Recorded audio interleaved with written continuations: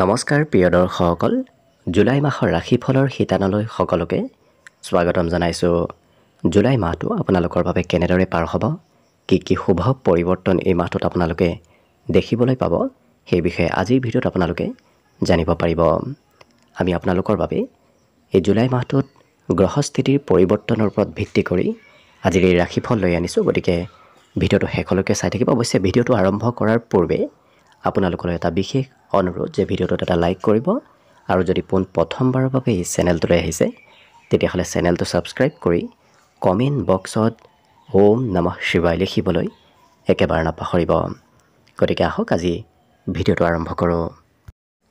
আজি বৃষ ৰাশিৰ ব্যক্তিসকলৰ বিষয়ে জনাইছোঁ। বৃষ ৰাশিৰ ব্যক্তিসকলৰ এই জুলাই মাহটোত ৰাশিৰ অধিপতি গ্ৰহ শুক্ৰ গ্ৰহ আপোনাৰ ৰাশিত স্থিতি হৈ থাকিব, যিটো স্থিতি আপোনাৰ বাবে এই মাহটোত অতি লাভপ্ৰদায়ক। কাৰণ ৰাশিৰ অধিপতি আপোনাক এই মাহটোত বিভিন্ন প্ৰকাৰৰ ধন টকা পইচাৰ আগমন কৰোৱা দেখা যাব। কাৰণ শুক্ৰ গ্ৰহ হৈছে ধন টকা পইচাৰ কাৰক গ্ৰহ, যিটো কাৰণত এই মাহটোত আপোনাৰ বিভিন্ন পথৰে ধন আগমনৰ সম্ভাৱনা পৰিলক্ষিত হৈছে। যিহেতু শুক্ৰ গ্ৰহ সৌন্দৰ্যৰ কাৰক গ্ৰহ, গতিকে এই মাহটোত আপোনাৰ সৌন্দৰ্য প্ৰাতি বৃদ্ধি পাব। আৰু আপোনাৰ ৰাশিৰ পৰা যিহেতু সপ্তম স্থানত পূৰ্ণ দৃষ্টি থাকিব, গতিকে যদি আপুনি এই মাহটোত ব্যৱসায় কৰে তেতিয়াহ'লে ব্যৱসায়ৰ পৰা ধন টকা পইচাৰ আগমনৰ সম্ভাৱনা যথেষ্ট দেখা পোৱা গৈছে। যদি বিবাহিত ব্যক্তি তেতিয়াহ'লে সম্পৰ্কৰ ফালৰ পৰাও লাভালাভ হোৱা এই মাহত পৰিলক্ষিত হ'ব। বৈবাহিক সম্পৰ্কতো মধুৰতা এই মাহত অহা দেখা পোৱা যাব। একেদৰে আপোনাৰ দ্বিতীয় স্থানত বৃহস্পতি আৰু ৰবিৰ সংযোগে আপোনাৰ ধন টকা পইচাৰ বৃদ্ধি কৰিব। কাৰণ আপুনি হাতত ধন সঞ্চয় কৰিব পাৰিব। কাৰণ ধনৰ কাৰক গ্ৰহ বৃহস্পতি গ্ৰহৰ স্থিতিও আপোনাৰ আজি এই মাহটোত ধনৰ স্থানত হ'ব, যিটো কাৰণত আপোনাৰ এই মাহত ধন টকা পইচা আপুনি হাতত সঞ্চয় কৰিব পাৰিব। চৰকাৰী ধন আপুনি লাভ কৰাৰ সম্ভাৱনা এই মাহত দেখা পোৱা গৈছে। কিন্তু বৃহস্পতি গ্ৰহৰ দৃষ্টি যিহেতু ষষ্ঠ আৰু অষ্টমত থাকিব, যিটো কাৰণত অকণমান স্বাস্থ্যৰ যত্ন ৰখাৰ এই মাহত প্ৰয়োজনীয়তা আছে। কিন্তু কৰ্মস্থানতো বৃহস্পতি গ্ৰহৰ পূৰ্ণ দৃষ্টি থাকিব, যাৰ বাবে যদিও বাকীকেইটা গ্ৰহৰো দৃষ্টি কৰ্মস্থানত আছে, কৰ্মত বিভিন্ন প্ৰকাৰৰ মনোভাৱ আপোনাৰ মনত আহিব। কাৰণ একাধিক কৰ্ম কৰিবলৈ এই মাহটোত আপোনাৰ ইচ্ছা যাব। কিন্তু বৃহস্পতি গ্ৰহৰ দৃষ্টিয়ে আপোনাৰ মাহটোত কৰ্মৰ পৰা ধন প্ৰাপ্তিৰ এক বিশেষ যোগ লৈ আনিব। একেদৰে ৰবিৰ দৃষ্টিয়ে আপোনাৰ চৰকাৰী ক্ষেত্ৰত ধন প্ৰাপ্তিৰ প্ৰবল সম্ভাৱনা লৈ আনিব। আৰু যিহেতু আপোনাৰ ৰাশিৰ পৰা তৃতীয় স্থানত বুধ গ্ৰহৰ স্থিতি হৈ থাকিব, গতিকে তৃতীয় স্থানত বুধ গ্ৰহৰ স্থিতিয়ে আপোনাৰ ভাতৃ ভগ্নীৰ সৈতে সম্পৰ্কত মধুৰতা আনিব। ভাতৃ ভগ্নীৰ পৰা বিভিন্ন ক্ষেত্ৰত লাভৰ যোগ এই মাহত দেখা পোৱা গৈছে। অকণমান কাম বন কৰিবলৈ অৱশ্যে মাহটোত কিছু কমকৈ মন যাব। অকণমান এলাহ ভাৱ হয়তো মাজে সময়ে বাঢ়িব পাৰে। কিন্তু বুধ গ্ৰহৰ দৃষ্টি যিহেতু ভাগ্যস্থানত থাকিব, গতিকে ভাগ্যস্থানত বুধ গ্ৰহৰ দৃষ্টিয়ে এই মাহটোত আপোনাৰ এক ভাগ্যত বিশেষ ভাল পৰিৱৰ্তন লৈ অনাও পৰিলক্ষিত হ'ব। গতিকে আকস্মিক ভাগ্যৰ উদয় হৈ পৰা দেখা যাব। কাৰণ বুধ গ্ৰহৰ যেতিয়াই তেতিয়া দৃষ্টি ভাগ্যস্থানত পৰে, তেতিয়াই বুধ গ্ৰহই হঠাৎ ভাগ্যৰ উন্নতি কৰে। গতিকে অতি সোনকালে ফল দিয়া গ্ৰহসমূহৰ ভিতৰত একমাত্ৰ গ্ৰহ হৈছে বুধ গ্ৰহ। গতিকে বুধ গ্ৰহই এই মাহটোত আপোনাৰ ভাগ্যস্থানত অতি সোনকালে কিবা ফলাফল দিয়া পৰিলক্ষিত হ'ব। লগতে ভাতৃ ভগ্নীৰ উন্নতি প্ৰগতিৰ আপুনি কিবা খবৰ হয়তো এই মাহত লাভ কৰিব পাৰে।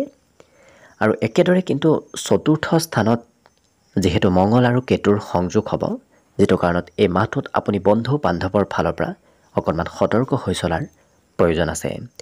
বন্ধুৰ সৈতে মাজে সময়ে অকণমান মতভেদ চলিব পাৰে। সৰু কথাতে হয়তো কাজিয়া পেচালৰ সূত্ৰপাত কোনোবা বন্ধুৰ সৈতে হ'ব পাৰে। গতিকে যিমান পাৰে গুৰুত্ব ৰাখিব। বন্ধু বান্ধৱৰ পৰা দূৰত থকাটোৱেই ভাল হ'ব। অৱশ্যে মঙ্গলৰ দৃষ্টি যিহেতু সপ্তম স্থানতো থাকিব, যাৰ বাবে বৈবাহিক ক্ষেত্ৰত শুভ ফল অহাৰ সম্ভাৱনা এই মাহত পৰিলক্ষিত হৈছে। যিসকল বিবাহিত ব্যক্তি তেওঁলোকৰো এই মাহত কিছু বৈবাহিক সম্পৰ্কত মধুৰতা আহিব। কিন্তু কৰ্মস্থানতো যিহেতু মঙ্গল গ্ৰহৰ পূৰ্ণ দৃষ্টি থাকিব, যিটো কাৰণত আপোনাৰ কৰ্মত হয়তো সোনকালে কাম বনবোৰ হোৱা বিচাৰিব। কিন্তু কাম বনত অকণমান পলম হ'লে হয়তো ধৈৰ্যৰ পৰিমাণ এই মাহত কমিব পাৰে। গতিকে গুৰুত্ব ৰাখিব। একাদশত এই মাহটোত মঙ্গল গ্ৰহৰ পূৰ্ণ দৃষ্টিয়ে, যিহেতু পূৰ্বৰ পৰাই শনি স্থিতি হৈ আছে আৰু মঙ্গল গ্ৰহৰ দৃষ্টিও একাদশ স্থানত থাকিব, যিটো কাৰণত আপোনাৰ এই মাহত উপাৰ্জনৰ মাত্ৰা অকণমান যোৱা মাহতকৈ কিছু বৃদ্ধি পাব, কাৰণ একাদশ স্থান হৈছে উপাৰ্জনৰ স্থান। উপাৰ্জনৰ স্থানত মঙ্গল গ্ৰহৰ দৃষ্টিয়ে সোনকালে ধন উপাৰ্জন কৰিবলৈ আপোনাৰ মনত ইচ্ছা বৃদ্ধি কৰা পৰিলক্ষিত হ'ব। অৱশ্যে অকণমান মনৰ আশাবোৰো আপুনি সোনকালে পূৰণ কৰিব বিচাৰিব, কিন্তু অকণমান পলম হ'ব, কাৰণ শনিয়ে আপোনাৰ কাম বনবোৰ অকণমান পলম কৰিব আৰু মঙ্গল গ্ৰহই কিছু কাম বনত সোনকালে কৰাব বিচাৰিব, যিটো কাৰণত আপুনি যদি একমাত্ৰ ধৈৰ্য ধৰে তেতিয়াহে কাম বনবোৰ হ'ব। যদি ধৈৰ্য নধৰে এই মাহটোত, তেতিয়াহ'লে কাম বনত অকণমান বিফল হোৱাৰ সম্ভাৱনাও, মনৰ আশাবোৰ বিফল হোৱাৰ সম্ভাৱনা দেখা গৈছে। গতিকে একমাত্ৰ ধৈৰ্যই আপোনাক এই মাহটোত বিশেষ সফলতা দিয়া পৰিলক্ষিত হ'ব। একেদৰে কেতুৰ দৃষ্টি আপোনাৰ অষ্টমত থাকিব, যিটো কাৰণত এই মাহটোত আপোনাক আধ্যাত্মিক ব্যক্তি কৰি তুলিব। আপোনাৰ আধ্যাত্মিকতাৰ প্ৰতি গুৰুত্ব বাঢ়িব, ধৰ্ম কৰ্মৰ প্ৰতি আস্থা বিশ্বাস বৃদ্ধি পাব। কৰ্মস্থানতো কেতুৰ যিহেতু পূৰ্ণ দৃষ্টিত থাকিব, গতিকে আকস্মিক কৰ্মপ্ৰাপ্তিৰ সম্ভাৱনাও এই মাহত পৰিলক্ষিত হৈছে। কেতুৱে আপোনাক এই মাহটোত আকস্মিক কৰ্ম দিব, কিন্তু খৰচো অকণমান বাঢ়িব। কেতুৰ দৃষ্টি দ্বাদশ স্থানতো থাকিব। দ্বাদশ স্থান হৈছে খৰচৰ স্থান, গতিকে খৰচৰ স্থানত কেতুৰ দৃষ্টিয়ে হঠাৎ খৰচ এই মাহটোত বঢ়াব পাৰে। গতিকে অকণমান খৰচৰ ক্ষেত্ৰত কিছু নিজেই গুৰুত্ব দিয়াৰ চেষ্টা কৰিব, অকণমান সংযম হ'ব।